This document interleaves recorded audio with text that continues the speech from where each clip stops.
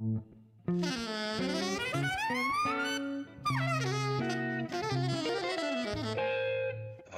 Jazz.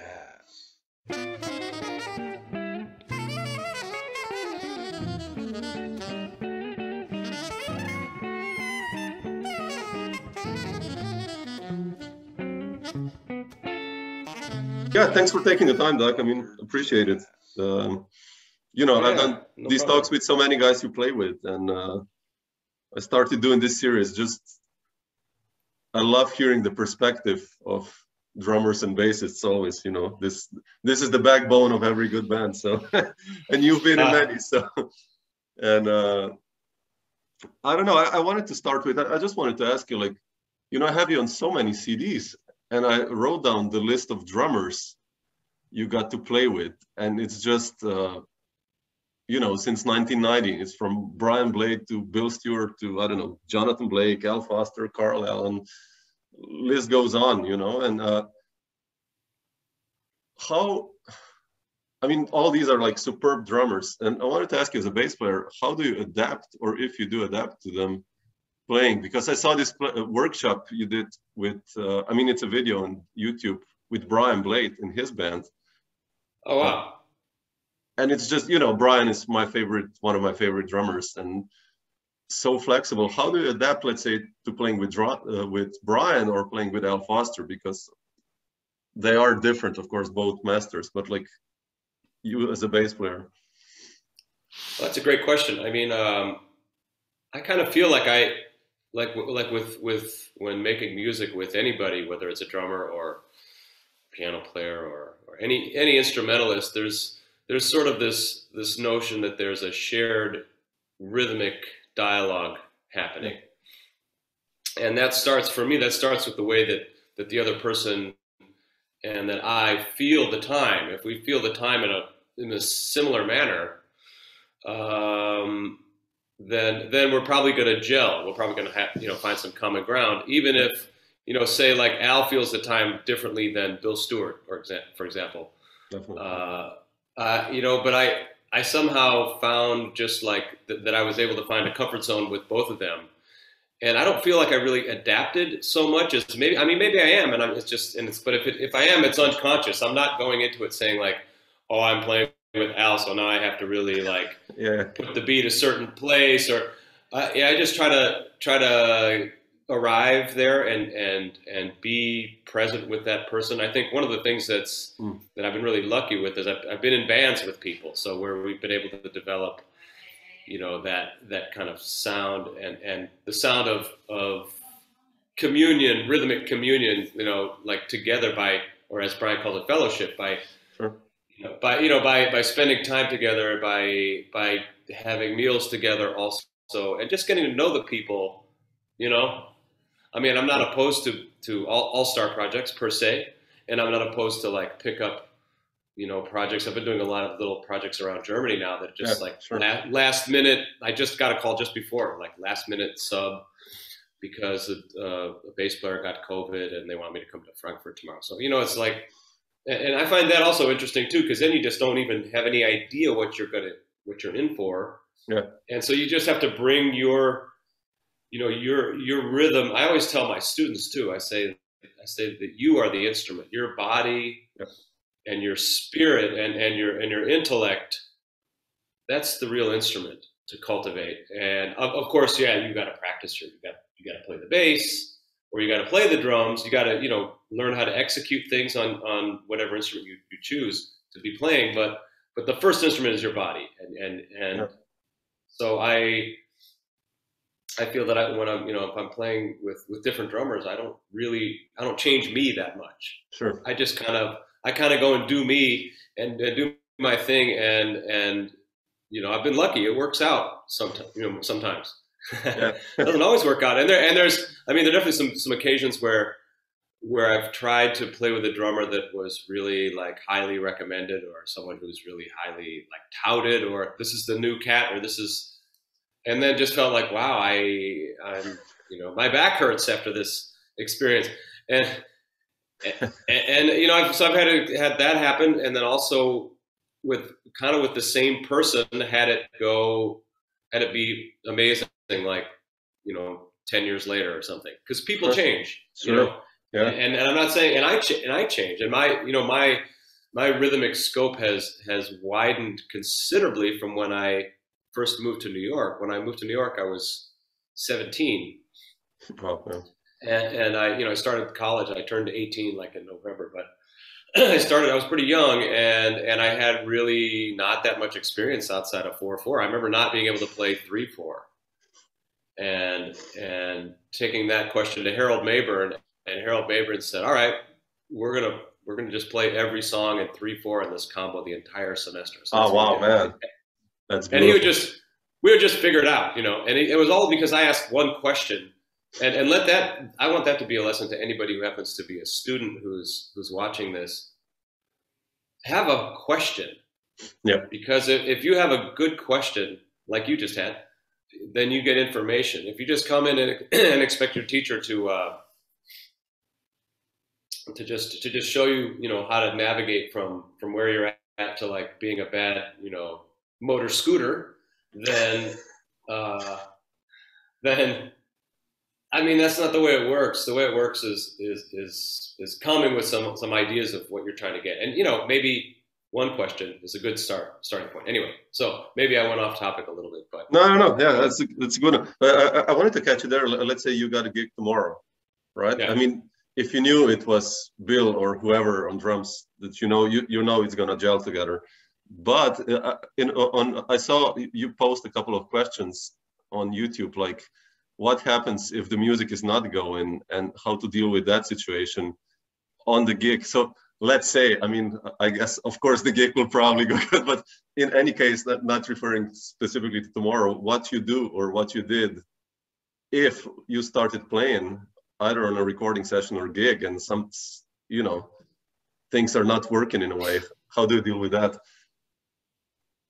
Well, okay, so for the most part, like a recording situation, I would not involve myself in a situation where I felt like it was going to be trouble, yeah. Because I have zero interest in making, mediocre recordings, because those things last forever. So, but yeah, like the idea of, when you first get to play with somebody, like tomorrow, what I do is I typically try to prepare as best as I can. I try to get the music up front.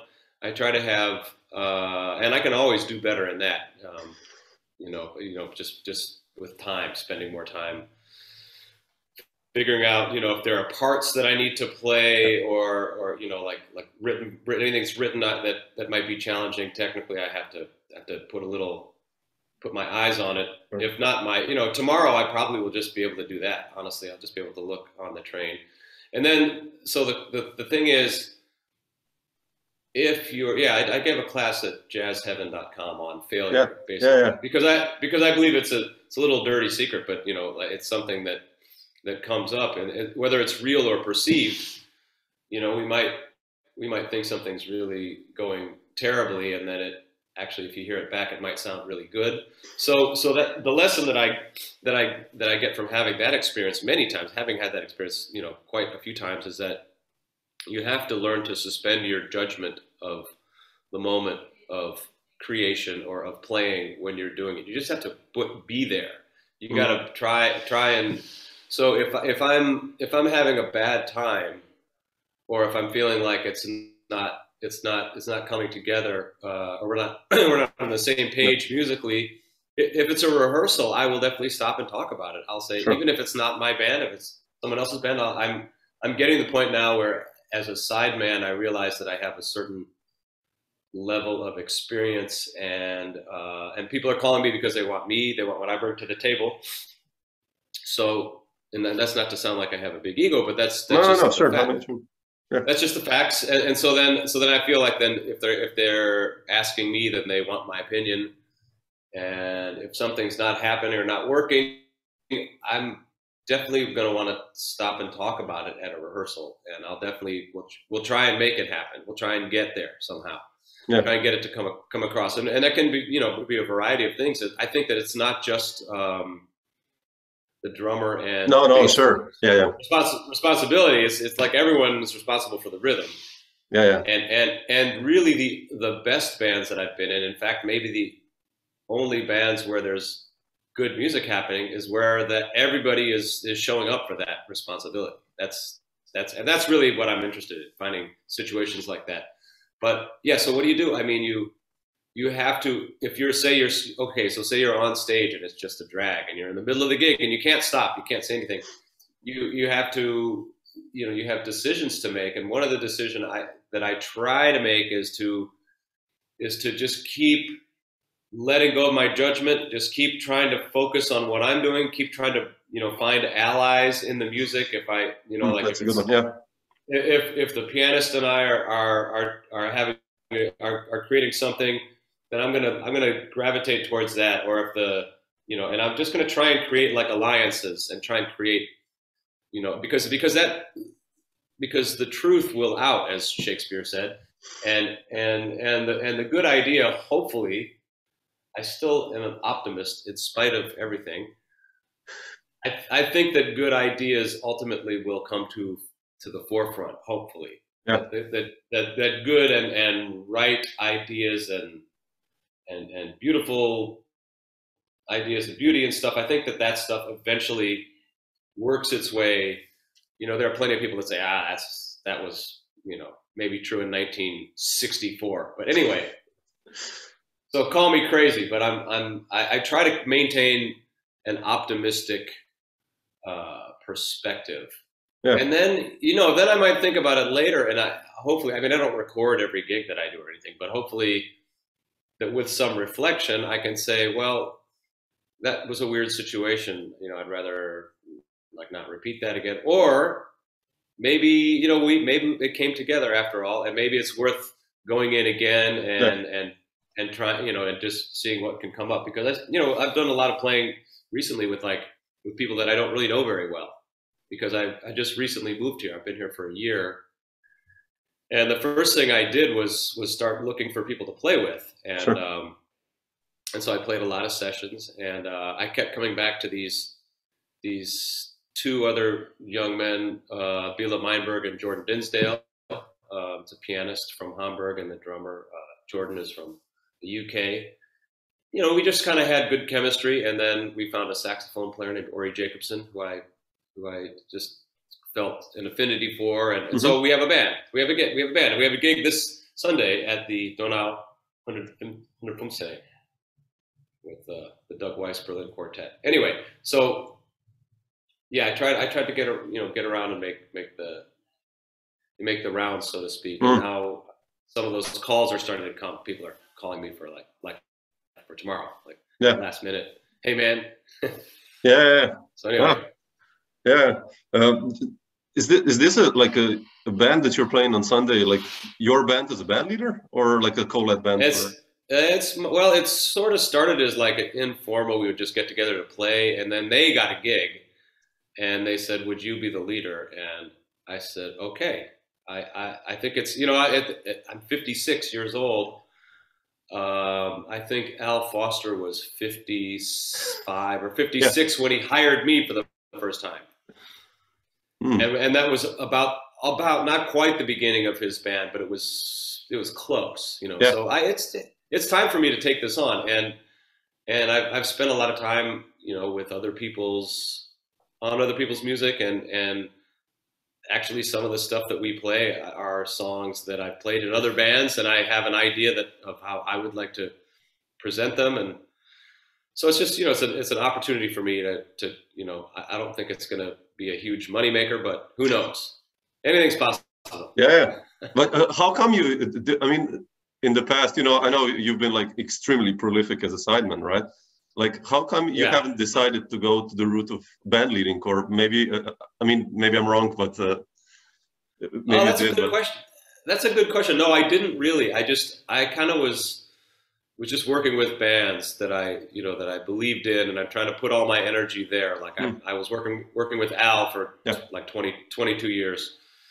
With Adam Birnbaum trio, with Kevin Hayes trio, with Peter, and with Brian.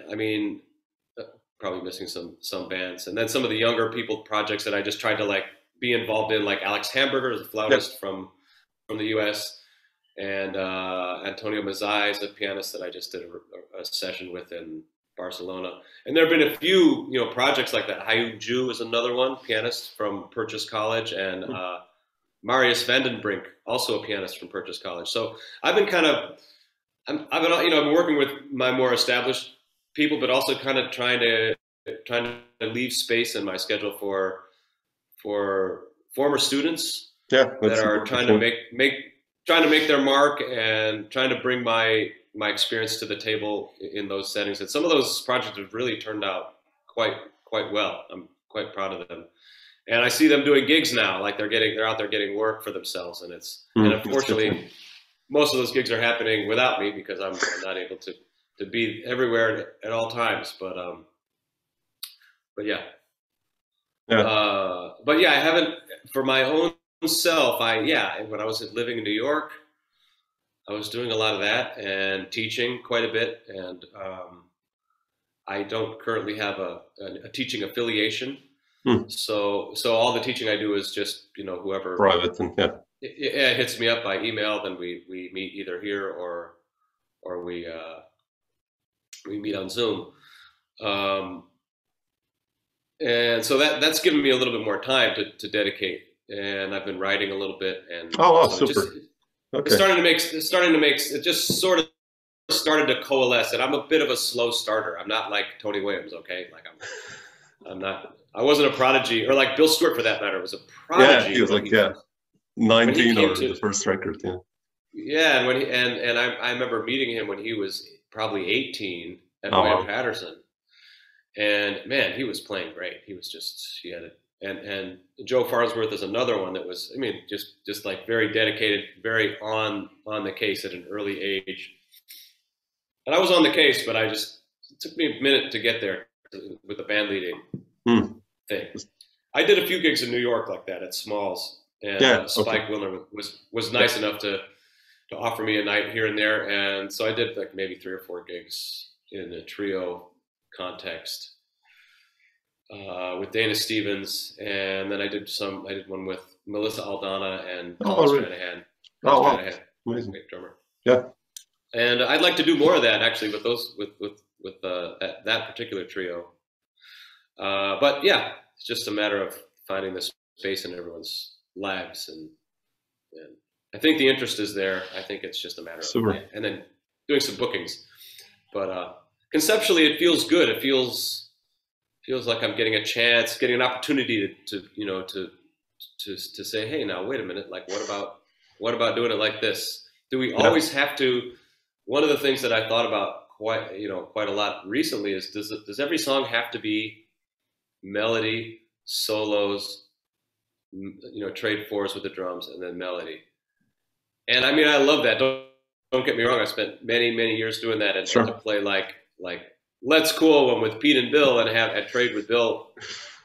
That's and hear Pete play the beautiful melodic swing and solo. That's great. I love it. It's a great format. There's a reason why it has lasted as long as it has. Sure. But with my band, I'm trying to find some different avenues of expression, and one of them is just more collective playing, more like where the role of the lead voice changes. It's blurred in also, unexpected way.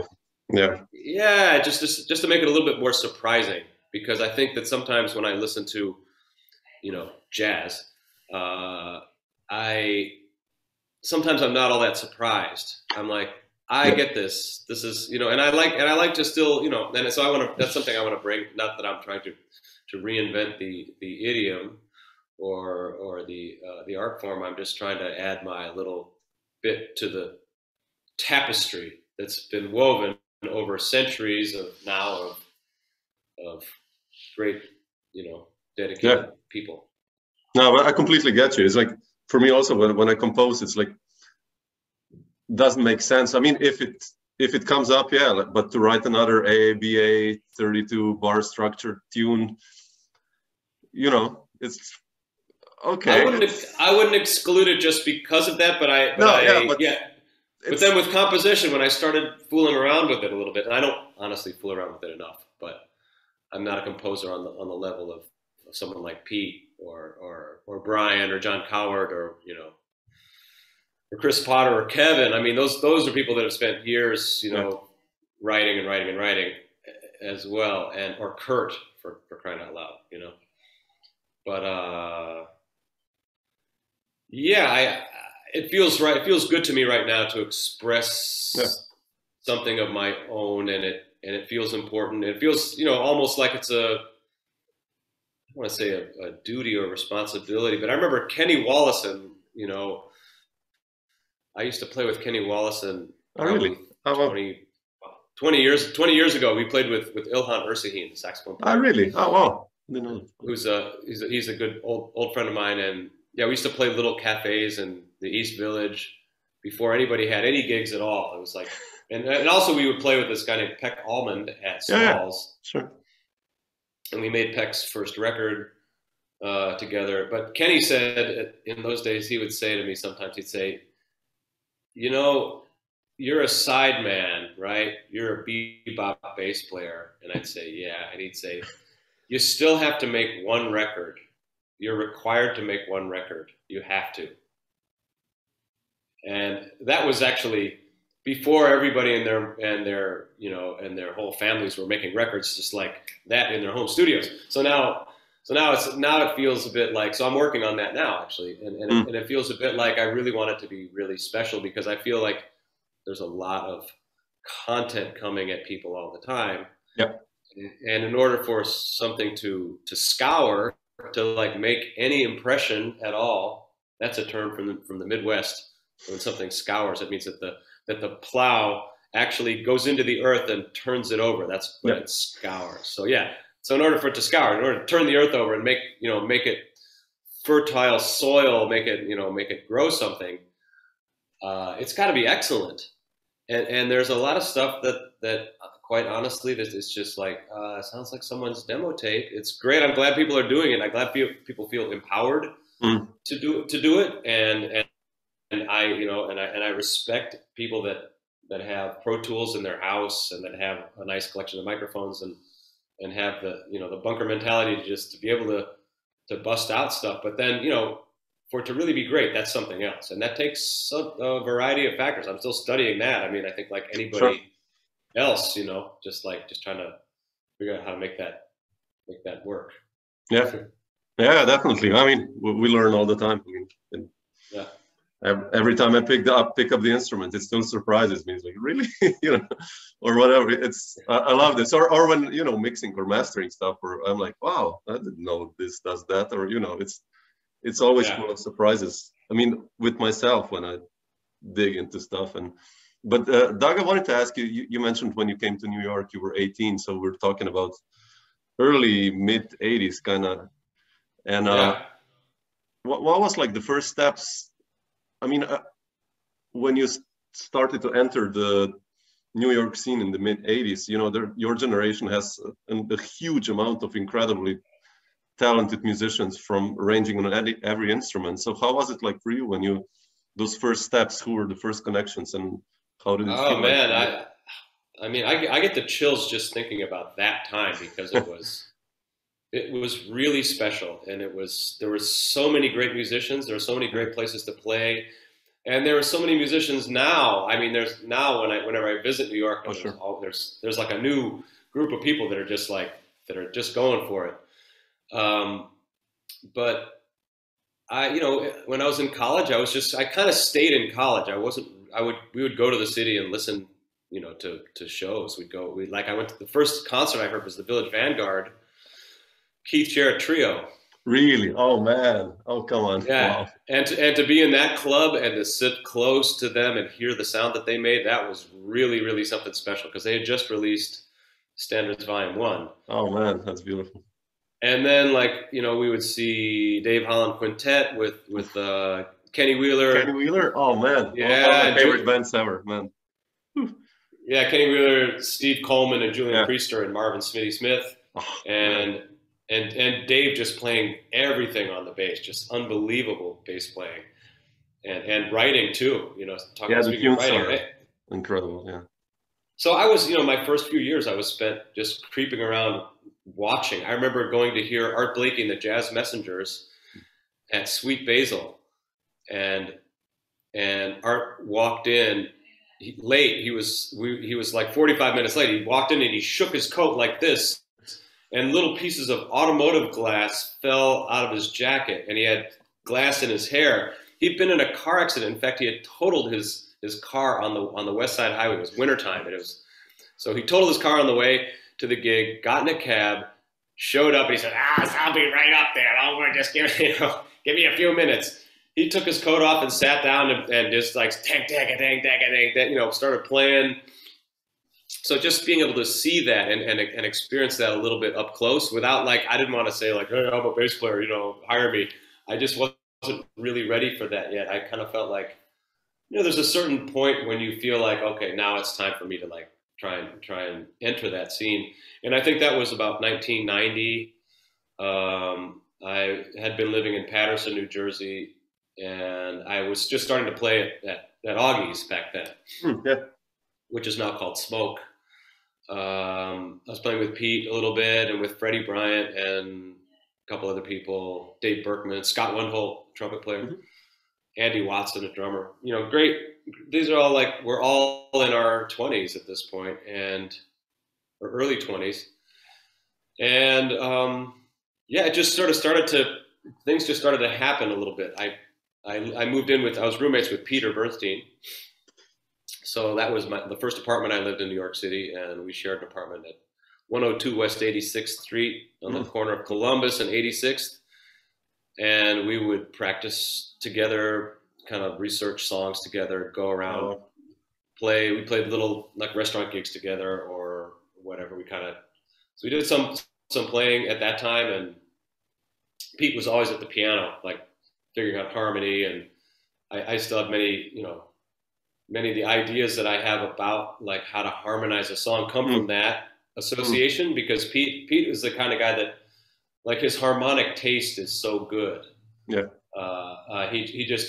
He actually thinks about it. He doesn't just accept like that the song goes 1, 4, 3, 6. He's like, he wants to think about like, what if I go instead of 4? What if I go up to to 7? Or what I mean? Like he just like he would try all the the options and try and find pour down into 2 of them and be like, is it this way or is it this way?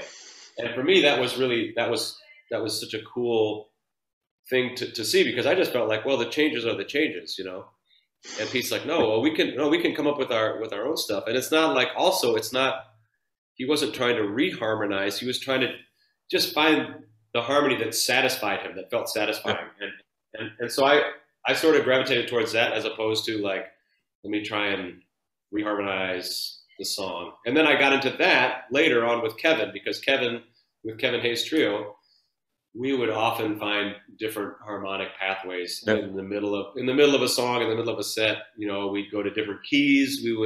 Sometimes Kevin would modulate a minor third away, and I'd stay in the home key, or I'd follow him, or I would come up with a note that he would say. I remember him saying, we played Softly as the Morning Sunrise one time, and I remember him playing an A in the bass, and I'm like, oh, it's C minor, but it's also A half diminished. Oh, cool. Just little things like that. And once you have that experience a few times, and you start, being hungry for it and being aware. So my first real gig was with the singer Joe Williams, who used to. He lived, when I was playing with him, he lived in Las Vegas, but he had sung with Count Basie in the 40s. Yeah. And he was one of my teachers at William Patterson was a pianist named Norman Simmons, and who passed away about 2 years ago. Actually, he was 90-something, 93, I think. He was a beautiful soul, and he called me one day, because there was a thing actually at William Patterson. It was forbidden for faculty members to hire students. It just wasn't done. You didn't. Oh, really? Unlike most schools now, which is like, yeah, man, if you come to our school, I'm going to hire you for a gig. So time done changed, and that's fine. But in those days, Rufus Reed was running the program, and he had a very, particular idea that this was just he wanted to maintain the faculty and student separation somehow, and he wanted to be very clear that faculty members, the people teaching were elders that were to be respected, and that they had something that the students needed to continue their their growth. So he wanted that was his idea, and I think it was a good idea. But Norman called me like it was literally graduation day. He said, "What are you doing tomorrow?" And I said, "I don't know." He said, "Well, you want to play a gig because now you're not a student anymore, so now I can hire you." So we played a duo gig in Passaic somewhere for some function. And then a couple of weeks later, he said, "How would you like to go to Japan with Joe Williams?" And I was like, "Are you kidding me?" He said, "You have to wear a tuxedo." I said, "I think I have one." So I got my tuxedo. I showed up the first day. I've told this story before, so people have heard it, but I show up in the dressing room and I had it's Joe Williams, Henry Johnson, the guitar player from Chicago, Norman, and the drummer. I'll think of his name. He was a really good drummer. He also went on to play with George Shearing.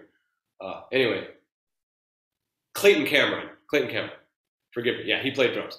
And so anyway, everyone's looking real sharp, and I had my tux, which was a little rumpled, had been on the floor of my closet. And, my shirt wasn't like starched, and my socks were like blue or something, or light brown. And I sit down, and there's a big catering table. They have a bunch of food. And Joe Williams looks me up and down and says, "Get yourself some black socks, boy." And I was like, "Oh, okay. Like now?" And he said, "Yeah, now." We had 2 hours until the gig. So here I'm running around Tokyo, like looking for a clothing store without any money either. I'm not sure how I would have even paid for socks if I had found them. So I came back to the dressing room having failed my mission about an hour later. And, because I knew it was time to play, and I was all kind of freaked out. I was sweaty, looked even worse, from running around. And they're all laughing. They're all like, "Ah, ha, ha, you fell for that, But then the next day, when I got back to my room, Norman said, "Hey, you can leave your suit on your door with a little tag on it, and they will press it for you and clean it for tomorrow. And there's a department store across the street that you can go to, and you can find socks. And you can polish your shoes. There's a shoe polish thing in the hallway, a little machine you can." So he kind of was just gently pulling my coat to like what it took to be presentable, because Sure. in that band that's what it was about. It's about also knowing songs. So the other thing with that band was like, I knew some songs already, and I knew how to learn songs, and I had very good ears. But I still remember Joe counting, just saying, "Too marvelous for words" in D flat, 1, 2. Oh wow, 1, 2, man! And I'm like, That's heavy. trying to play the bass kind of like this, just like non-committal, like not really committing to a tonal center. Yeah. And then feeling, okay, we're in D flat, but it doesn't start on. It starts on the 2 chord. Oh, okay, and just like the fear of like, I'm on stage and this guy is gonna know. He's played with good bass players. Sure. He's gonna know what the bass is supposed to sound like. And he I remember him singing that song and watching as I kind of slowly got it together, and he was kind of okay with the fact that I didn't know it, because I was able to pull it together. And that's because when I was in college, I went to this bass convention in Los Angeles, and the great bassist John Clayton was there, and he gave a master class. And so he had all the bass players in the room, and he said, "Hey, does anyone have a real book that they want to sell me?" And I was like, "Well, I just bought the real book, but if you need it, you can have it, And so he gave me $10, and he took it and threw it in the garbage can. And he told me, he said, "Take those $10 and go buy some records and learn songs off of records."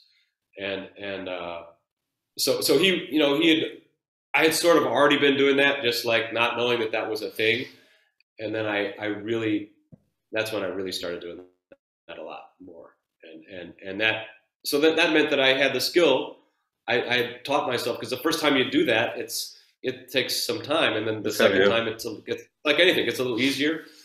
Then after a while, you know, you can, you know, and then then fast forward to like when I had children, they would put on music, they'd put on whatever they're listening to. If it was like my daughter used to listen to Disney princess, you know, CDs all the time. And I would just, you know, I'd bow long tones along with that as she's watching TV and watching Cinderella. And I'd be like,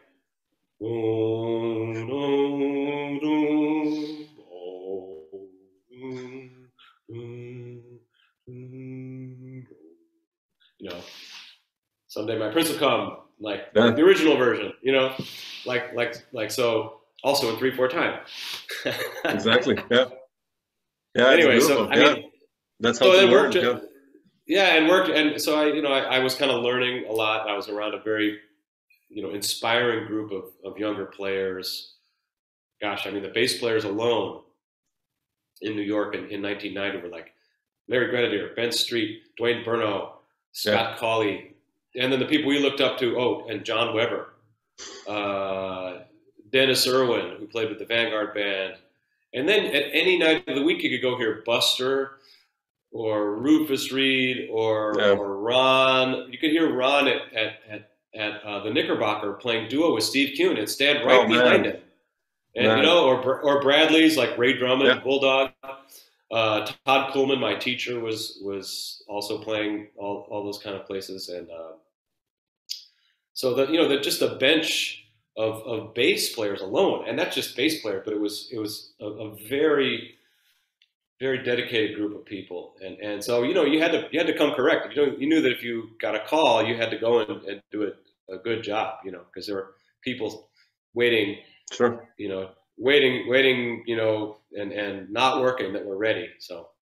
Yeah. I mean, you know, the records, I see you like in the 90s, you know, with Kevin Hayes and Chris Potter, and all you did, it sounds incredible, fresh already, you know, we're talking about mid-90s, and all you guys were like, what, in your late 20s or something like that, so it's... Yeah, like Chris's record, I know that record you're talking about, Sundiata, yeah, I love that one. It's beautiful. And that was the first time I played with Al, actually, in my entire life. First time I heard him when I was a teenager. I heard him with Miles a couple of times.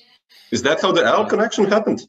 Like through that record? Yeah, it was through that record, and actually, it was through that record. And Al didn't come to the rehearsal, so we rehearsed at Chris's house, and Chris and Kevin took turns playing drums. They were both pretty good drummers, and like if Chris played drums, Kevin played piano, and then Chris would play piano, Kevin would play drums. So just, you know, we went, and I was just like trying to figure out the songs, which are pretty easy.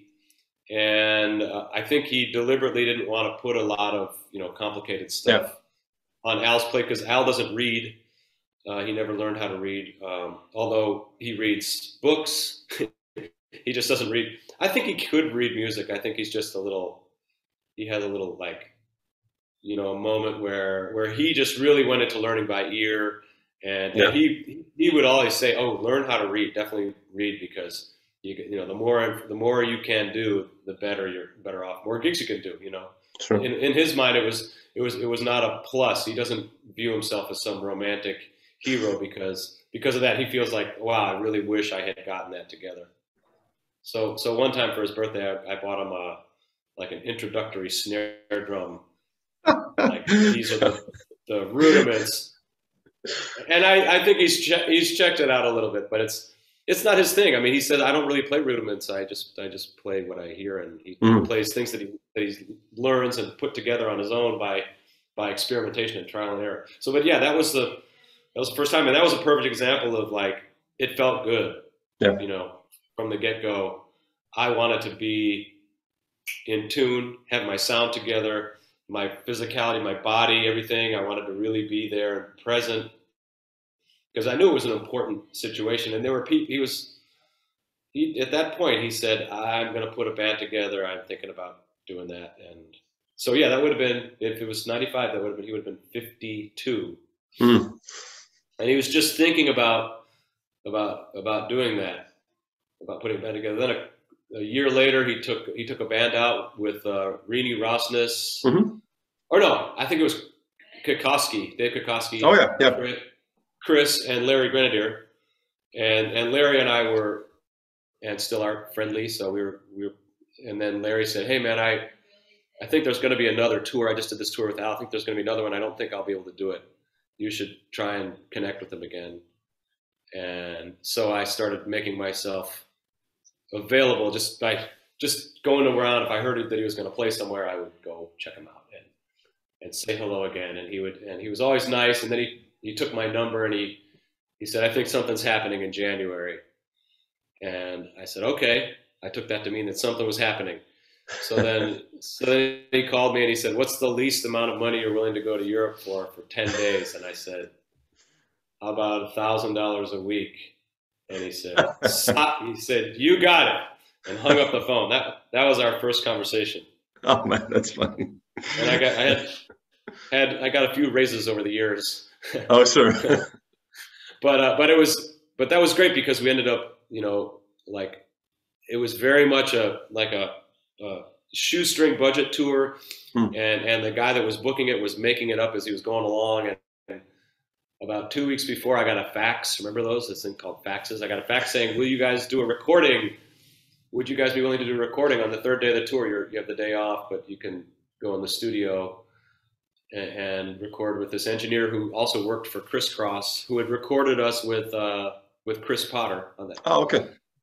So it was me and Chris and Dave and Al, and we ended up going to the studio and making his first studio, like acoustic studio record called Brandon. Yeah. Which is kind of hard to find now. It's been out of print for a while, but maybe on streaming platforms now. Yeah, it's there. Yeah. Oh, which okay. is cool. But that record happened on like the third day of the tour. So, and that was the first time for you in Europe? That was my first time with him in Europe. Yeah. How did it feel to tour like for 2 weeks, like for you? That's like always the dream for every jazz musician, kind of. Well, it was amazing. It was challenging. I mean, I had my bass with me, which was great. Oh, really? Wow.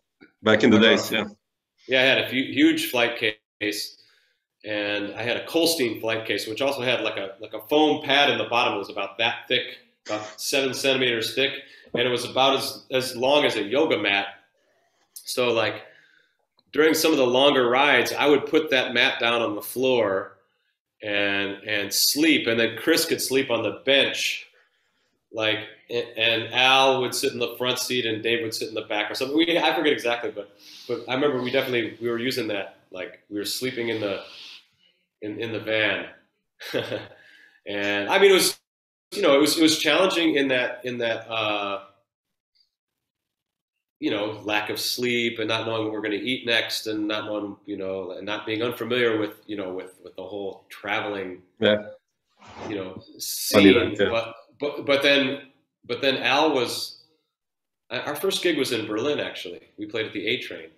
Oh, wow, really? Oh, wow. Yeah, so we flew to Frankfurt, and then they said, "Oh yeah, we're driving to Berlin now. It's about a 6-hour drive. Get comfortable." So this is after a transatlantic flight, where I was sitting next to Al the entire time, and he's telling me, "Oh, I don't like this bass player because he plays too loud," or "I don't like this guy because he plays too busy." He just laid this shit on me. Like the one person that he really loved who was still living was one person. He loved Ron. He loved playing with Ron, Ron and George and Buster and Charlie Hayden. And there are a few others too, but he was, he had a long list of bass complaints, So I was kind of taking notes. Yeah, exactly. And we showed up and we played, like immediately, and it was like, oh man, we hit hard. It was not like, oh, we're tired. He came fiercely to that stage, and every gig on that tour, he was really. Yeah. And so I was immediately in there with the big in there with the big boys and big people. And I really felt like, wow, I gotta you step up, in a situation like that. You have to. And so what the advice that Larry gave me was learn the songs, and the songs weren't hard, but he had some originals. And so I dug into them in the weeks before the tour. I learned them all, for the most part. And, had the whole book committed to memory by the time we played that first gig. And I think he appreciated that. And then we played in Prague, and George Mraz came, and George sat in and played one of Al's tunes. He played Al's song Brandon, which he also knew, and he played the melody, and it was great. He played on my bass, and so I got to see the two of them together up close, and it was a great experience. And then, we did it for some years. Yeah, it's beautiful, man. Yeah. Doug, I just wanted not to take more of your time. I just wanted to ask you about your connection with Eddie Henderson. Also, how did that one begin? You did a couple of records with him, and that's like a really beautiful. That one I listened to yesterday, For All We Know, with Billy Drummond and Esco also on guitar. Oh, and Schofield. Yeah, I was thinking about that record. I don't think I had. Yeah, that was one of those. Also, one of the best sounding records I've ever heard. Like the tones that they got. The tones that they got, and the playing is really good. Everyone played great. I started playing with him at Smoke, actually. Oh, okay. And actually before that, I think it was through Ilhan Ersahin. I think we went to Turkey one time. Really? Okay. With Kenny and John Davis and Ilhan and Dr. Eddie and his wife Natsuko, who actually writes as a composer, writes some songs too. But just over the years, we started playing together. We'd play at Smoke. So he would call me to play a weekend, and I would show up, sometimes not knowing who was going to be there. And then Billy Hart would come, or Victor Lewis, or Carl Allen we did a record with Carl Allen and Carl Allen and George Cables. And anyway, we never knew who was gonna Gary Bartz, right? We never knew who was actually gonna. He would never tell me who was showing up, but it was always his repertoire was stuff that I was familiar with. He liked some Woody Shaw. He liked a few Wayne tunes, a few things that Herbie did, and he had some little things of his own. So it just we became friends, and we actually worked together with Al. I got him and Al together, which we did a video in Paris at the New Morning. Yeah. With two piano players. Yeah. Aaron Goldberg had done the first half of the tour, so he did the first half of that night, and then the second half was George Colligan. So they kind of handed the baton to each other. So that makes that record kind of interesting to hear the way you want to hear the way one person can affect a band. Definitely, and that's also something I learned from Kevin, from being around Kevin. If you go to hear Kevin play, or Brad, or Aaron, any of these pianists that really have this strong rhythmic presence, like the way that they play, and Adam Birnbaum, Mickey Yamanaka. There's a and Rini. There's a list of pianists that when you bring them into a band, they change the sound of the group. It's not like they just fit in. They bring something. Kikoski brings something to the table. You know what I mean? So I'm not sure where I'm going with all this, but leaving people out too. John Coward. No, sure. There's so many particular players. Presence. Has a particular presence. So like people they bring their presence into the groups and into the situation, and that's very interesting to me. Yeah. Cool, Doug. I will not take more of your time. Just thanks for sharing some of these stories. Really nice to hear that. It's nice to meet you, and appreciate I hope to meet you in person someday. Yeah, me too.